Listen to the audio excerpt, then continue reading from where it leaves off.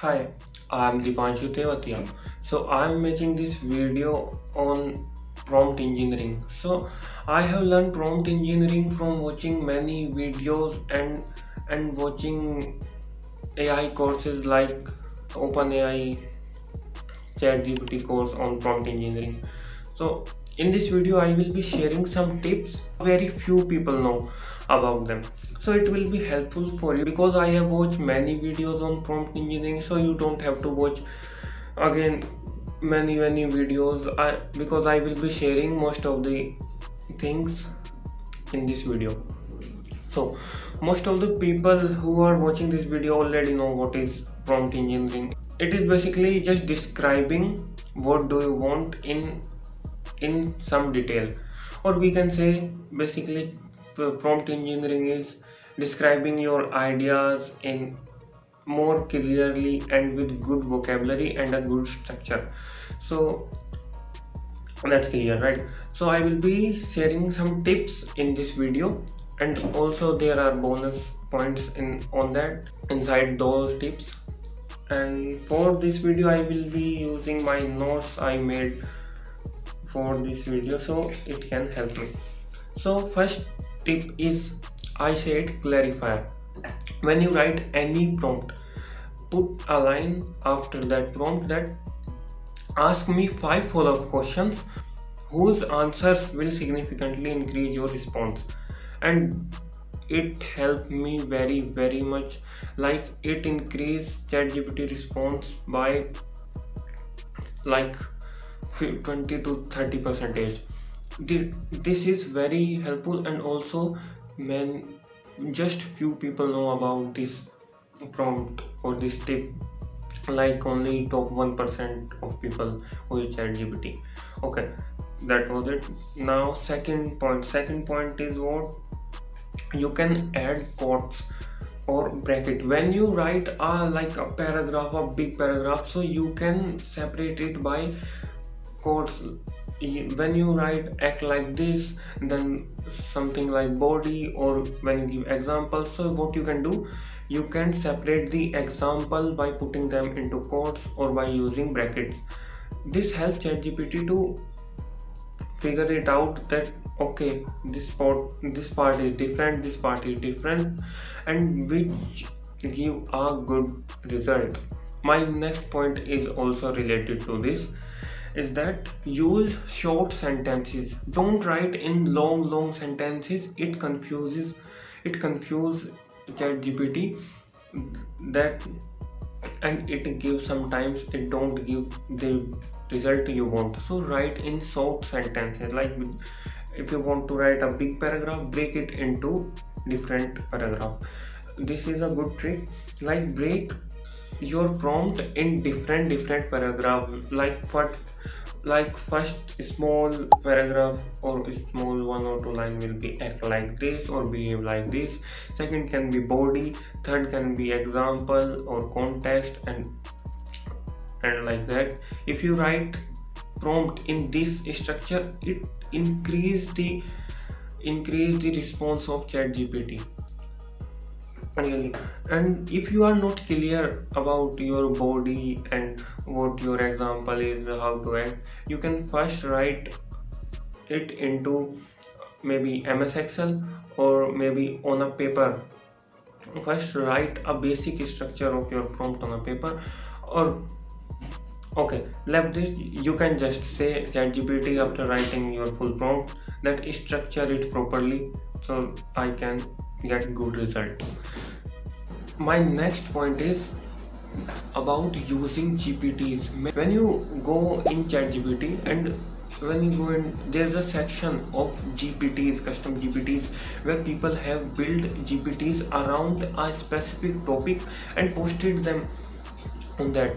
You don't have to act, always type like act like this, act like that. You can go and get and use a custom GPT, like around, what I can say, around a GPT who know all about cars, or a business coach. They have feeded all the information about those topics, so they help in specific tasks to you. So use them if you want a specific task. Like if you want to do a task in like editing or edit a video, go there and search about editing. So there will be GPTs which are specifically designed for editing. And here is a tip: you can use different LLM paid model also. If you search Anthropic, Haiku, it will be there, because people train those GPTs on based on knowledge of those paid LLMs. There, I saw recently that there is Grok 4 also, so you can take a massive advantage from these GPTs. My next point is use good expectations. When you write act like this or tell about I am this, be specific in that, because it can significantly improve your response, improve ChatGPT response. Or you can say, write in a tone of this, write in my tone or my writing style, or write in a tone of a teacher, or write in a tone of Elon Musk. It is This thing is a massive advantage if you use these little things properly. This was this. Now my next point is, when you write a prompt, add a line in the end that what will top 1% of people in this field will think about your prompt, and what will they suggest, and improve accordingly. If you write this line, it give you the main result, then analyze its result and improve according to that.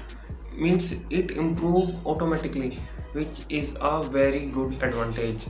My next point is, and I call this reverse engineering point.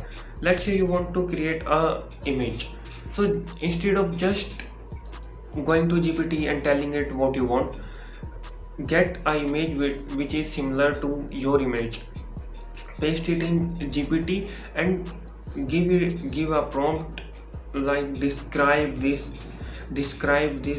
image properly in detail, describe its color in detail, describe its graph design, describe it type, which type of letter it use. Give a prompt to describe all of that, then put that prompt in GPT and put your information, what do you want different from that, and make a image from that. It helps getting a good result fast. My next point is about use different LLMs.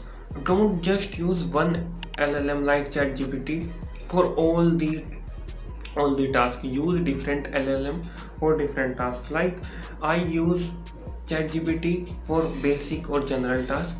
I use Claude AI for writing. I use Manus AI for agentic work, and I use Perplexity.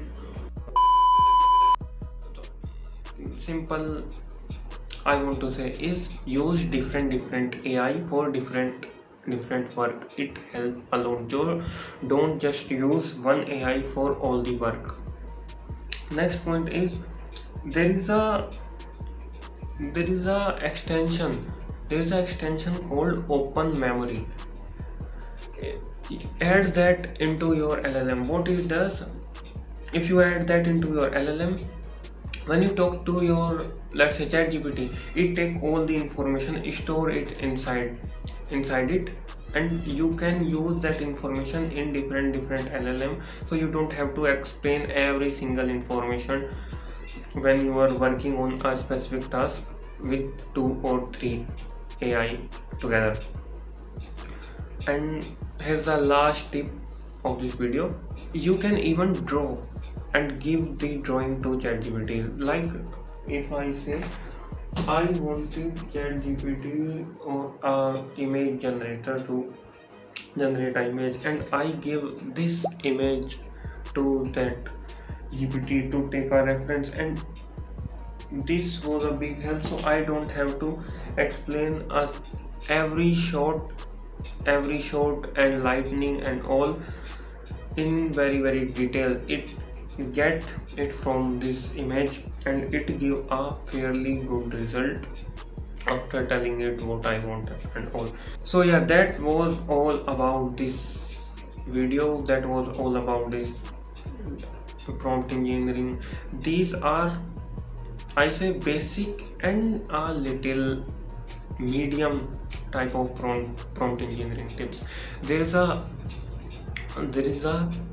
advanced prompting too, which few very like 0.01% people know, and they are killing it.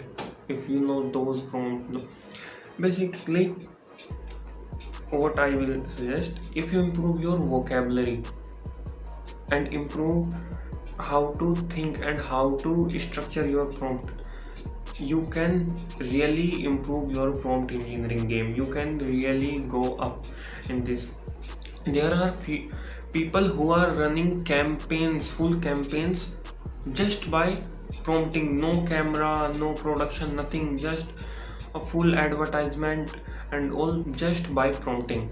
So that is actually hard to learn in few days, but these things will take you just 1 or 2 days to learn properly. Learn this. A tip for you: don't watch prompt engineering videos on YouTube. Go on Instagram, see reels around prompt engineering, that they give more value rather than a course. Or go on Reddit, join the groups. Those things will help you most rather than these. I will be So that was all in this video. I will be sharing more about advanced prompting, but for now this was all I know about this. So yeah, I will meet you in a new video soon. Bye for now.